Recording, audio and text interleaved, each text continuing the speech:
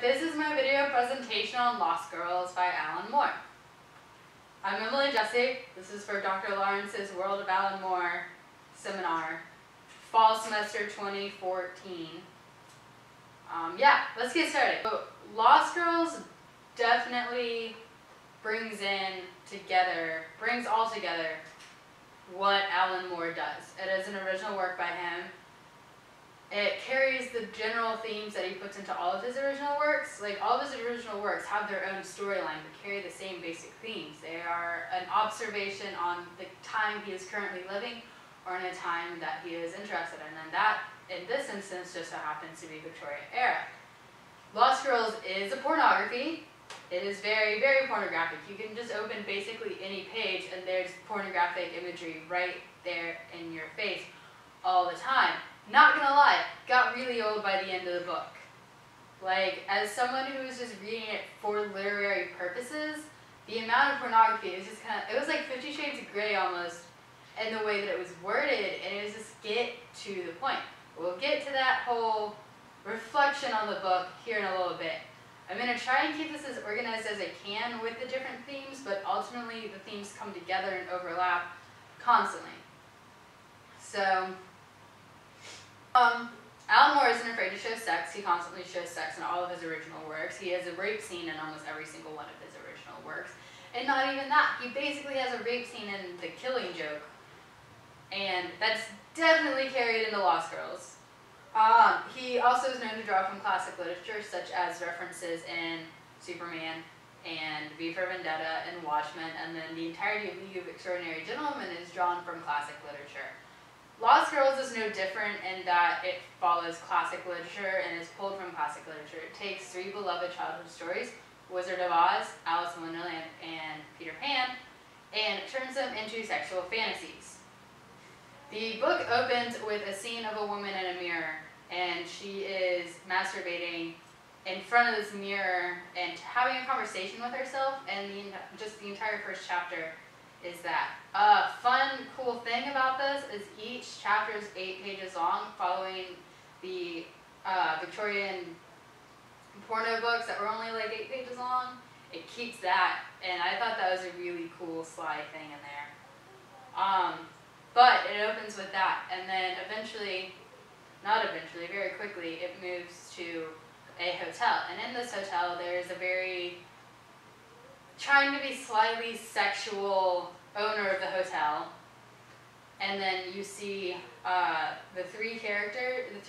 what turns out to be the three main characters, kind of their first experience in the hotel. There are these little white books in each room, like someone would place a Bible, and it's like a Tijuana Bible almost, and it's a pornography story that's been illustrated and delves into some deep, dark fantasies, including incest. And that comes into play very often throughout the book. But I'm going to talk about first the 3 individual stories and how they overlap. So the first one is, it talks about Alice in Wonderland, and Alice, at the time that the story is taking place, is an older woman who has been disowned from her family and has come to this hotel in France so that she can live her life of what they refer to as debauchery. Basically, she's a lesbian, and in this time they weren't approving of it. And she has been a lesbian her entire life, and it recounts that using the story of Alice in Wonderland. The comparisons that they use and the representations of characters is great and fantastic and really interesting. Sometimes it's very obvious, other times it really takes you a while to figure it out. And with Alice in Wonderland, it starts out as the White Rabbit is one of her father's friends who ends up not necessarily sexual assault because it wasn't violent, but it was definitely without consent, carrying the theme of rape that Alan Moore likes to bring in. Secretly, I think Alan Moore has desires of rape and takes it out in his books. Either that, or he's just trying to show people that it happens all the time, because it really does happen all the time. And no one talks about that it happens all the time. Anyways, White Rabbit, and it's cool, and then after it recounts the story, it shows us entire page panel of sort of the dream world.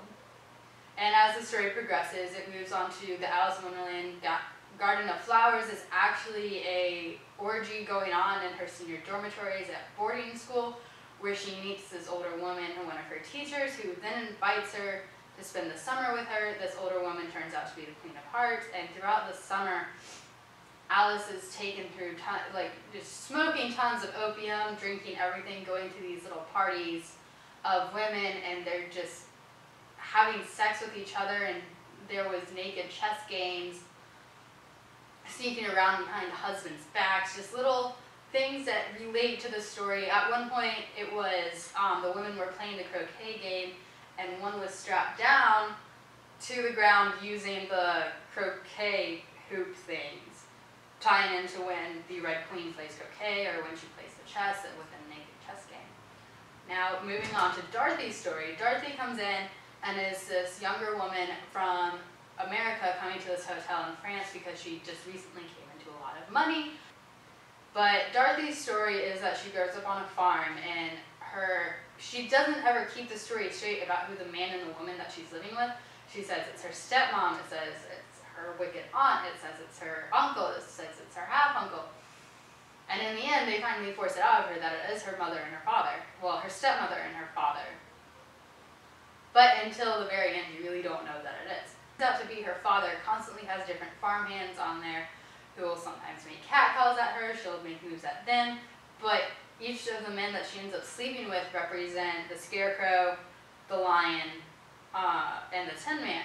And eventually, in the end, she gets all three of these men together, and they're just out in this field smoking opium in the poppy fields. They're not necessarily smoking the opium, it's just because she's around it that she gets dizzy and she forgets all this stuff. And there's all this just sex and debauchery going on at this one time, and she ends up passing out, and her stepmother finds her and sends her away to New York, and her father accompanies her. Her father is representing the magician in Oz, New York being Oz.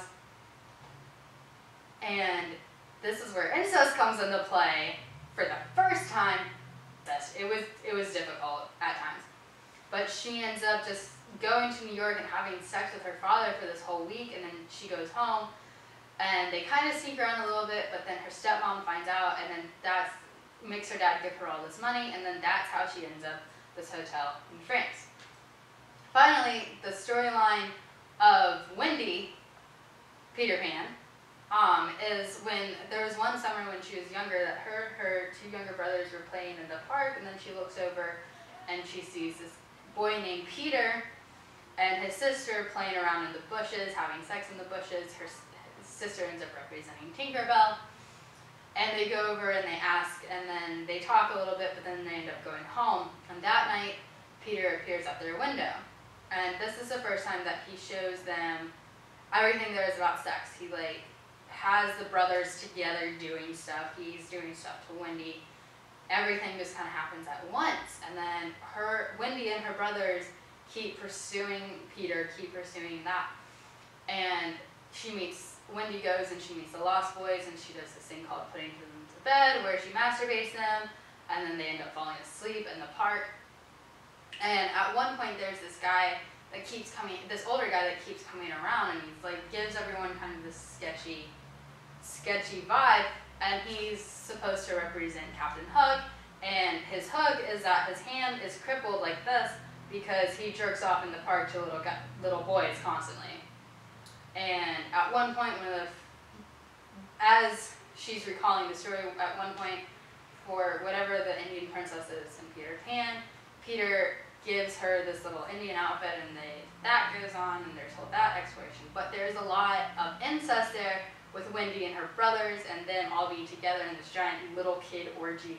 That's a really strange statement, but I don't know how else to describe it other than a little kid orgy going on. I'm struggling not to get too crass with this, but it's difficult because it is a pornography, and I hope that's understood as I do this video presentation, that I did read a pornography for this class.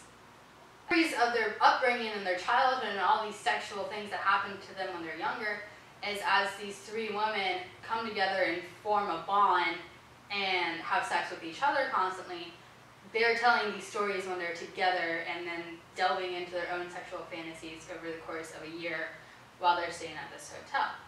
Now, Wendy's husband is also at this hotel and delves into some sexual fantasy with the little Tijuana Bibles, because him and his wife don't really do that much, because Wendy is said multiple times, she's like, I'm very coy about it because of that one summer and doesn't really want to recount it.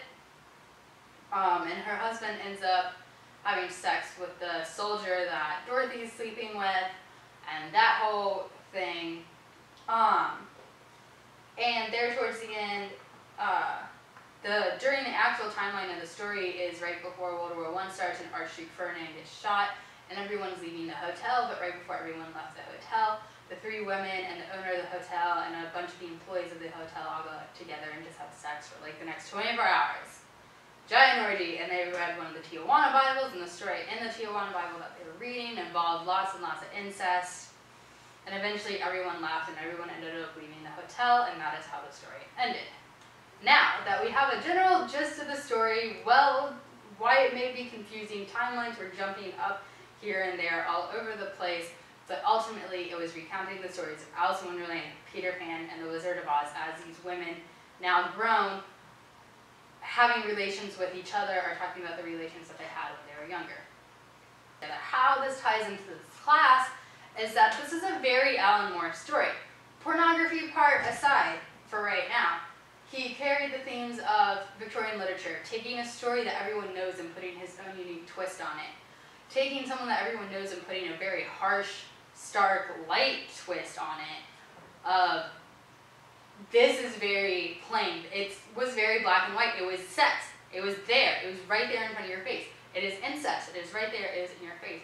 It is rape right there in your face. Nothing being hidden.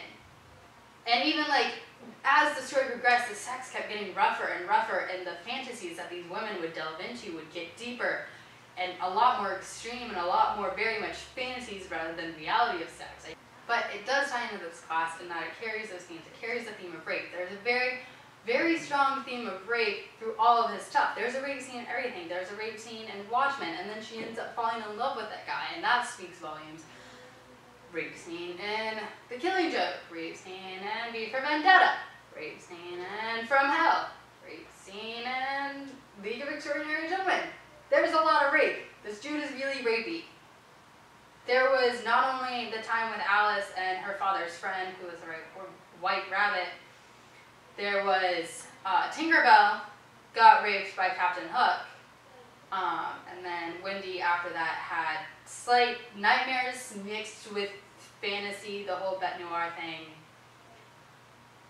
of her being raped by this pirate, and she found some joy in it, maybe not pleasure, she found a little bit of pleasure in it, feeling that she was desirable enough for him to come after her and rape her too far, and he definitely took the whole general sex. The story could have ended a lot sooner than it did.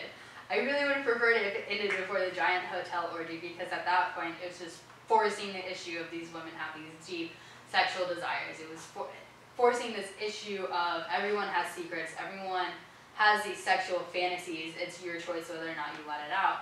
And he kept reiterating it. I know it was originally made for pleasure in some ways, but I don't think that's all that it's about. I think he's genuinely telling a story. I think he is reflecting on the sexual repression during the Victorian era, during that whole general time period, and how you have to let go, and people sometimes take it too far, as he took it too far with the length of this book. But Alan Moore does that. He makes you look at things in that way. People take it too far. Or people don't take it far enough, and people need to take it further. And he carries themes that have been in literature for a very long time, and he puts those themes in there.